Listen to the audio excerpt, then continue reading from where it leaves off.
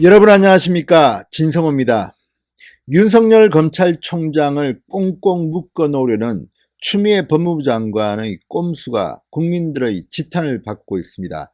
이런 가운데 이 검찰 이야기하면 빠질 수 없는 분이 한 분 있죠. 홍준표입니다.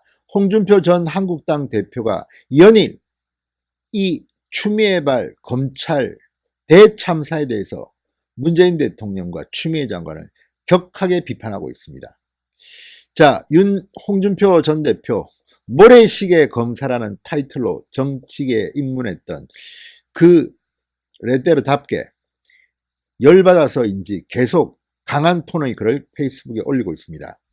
자, 문재인 대통령에 대해서 25년 정치 인생에서 처음 본 옹졸한 대통령이다, 이렇게 꼬집었던 홍준표 전 대표, 수사검찰팀을 해체하는 이들의 만행은 꼭 처벌받을 것이다, 이렇게 법무부발 검찰 인사를 계속해서 비판했습니다. 연일 페이스북에 글을 올리면서 문재인 대통령과 추미애 장관을 비판하고 있습니다. 진성호의 융단 폭격 시작합니다. 문재인 대통령과 추미애 법무부 장관을 융단 폭격합니다. 방송에 앞서 아직 진성호 방송의 구독자가 아니신 분들은 붉은색 구독 버튼을 꼭 눌러주시기 바랍니다. 자, 홍준표 전 대표는 검사입니다. 검사 출신입니다. 그래서인지 본인이 겪었던 경험도 많고 그래서 아주 충격적인 일화도 하나 소개했습니다. 홍준표 검사 기계가 있었습니다. 고려대학교 출신입니다. 서울법대 출신이 가장 많은 비중을 차지하는 검찰에서 고려대 출신으로서 이 조폭도 잡고 강력 사건 상당히 많이 처리하면서 나름대로 내공을 키웠던 그런 경력을 갖고 있습니다. 자, 검찰 이야기하면 못 빠지는 게 홍준표입니다. 홍준표 전 대표 이런 글을 올렸습니다. 과거 자신의 경험담을 소개했습니다. 1988년 12월 초 노량진 수산시장 강탈 사건을 수사하다가 수사 막바지에 남부지청 특수부에서 쫓겨났다, 형사부로 전보됐다. 그 사건 기록은 대검찰청으로 뺏어가 끈떨어진 전 민정수석 달랑 한 명 구속하고 실세는 은폐했다. 사건은 종결된 일이 있었다, 이렇게 말했습니다.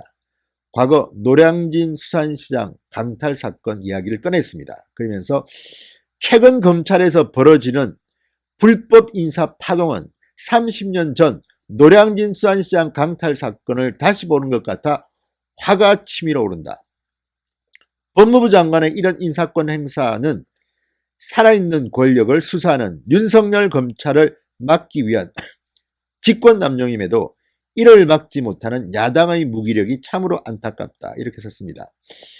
역시 홍준표 대표는 끝에 가면 꼭 한국당을 비판합니다. 아무튼 그건 그 사람의 자유고, 지금 진행되는 것들은 정말 권력을 수사하는 검찰을 허수아비로 만드는 그런 짓입니다. 30년 전에는 가능했겠지만 지금 그게 가능하다고 보십니까? 그래서 문재인 대통령과 추미애 장관에게 더 국민들이 치를 뜨는지도 모릅니다.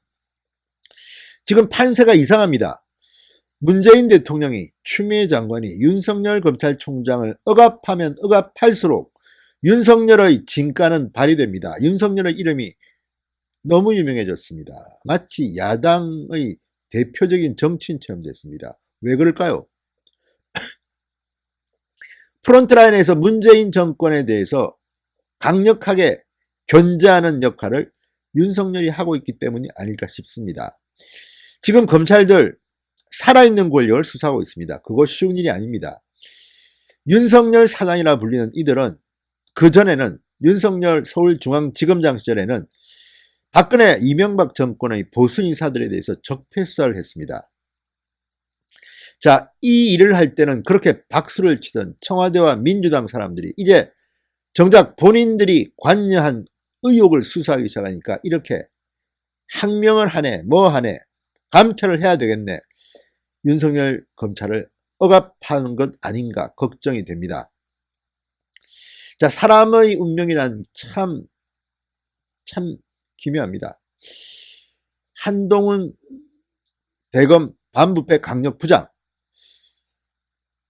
이 한때 이 적폐수사 이명박 박근혜 이재용 다 수사했던 그런 검사였습니다. 그때는 보수 쪽 국민들로부터 비판을 받기도 했습니다. 그런데 이제는 세상이 바뀌었습니다. 살아있는 권력을 수사하니까 한동훈이란 이름이 갑자기 적폐처럼 취급되고 있습니다. 이건 안 됩니다. 한동훈을 비판하는 잣대는 같아야 합니다. 마찬가지로 격려하고 칭찬하는 잣대도 같아야 합니다. 한동훈은 그냥 수사하고 있을 뿐입니다. 그런데 살아있는 권력을 수사하니까 이런 식으로 사람의 운명을 바꿔놓는 이런 식은 정말 치사한 짓 같아 보입니다. 자, 홍준표 전 대표는 또 이렇게 썼습니다. 세상의 여론에도 뻔뻔하게 눈 감고 장악된 사법부를 이용해 검찰의 정당한 수사를 방해한다. 종국에 가서는 수사검찰팀을 해체하는 이들의 만행은 꼭 처벌받을 것이다.